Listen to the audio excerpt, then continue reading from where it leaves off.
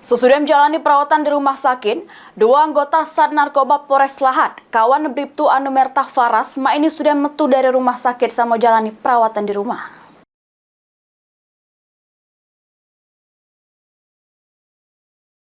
Disampaikan oleh Kapolres Lahad, AKBP God Parlas Rusinaga. Ini dua anggota Sat Narkoba Polres Lahad yang jadi korban bersama Bribtu Anumerta Faras. Juru penggerebekan bandar narkoba di Tanjung Sakti Pumu sudah balik ke rumah untuk menjalani perawatan rawat jalan.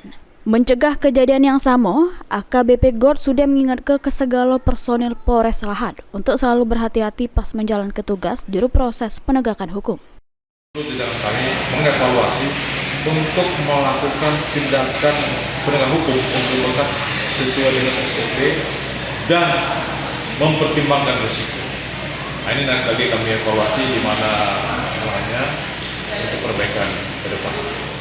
God juga meminta ke segala masyarakat Lahad untuk selalu mendukung kinerja kepolisian khususnya juru memberantas peredaran narkoba. Tim Liputan PAL TV.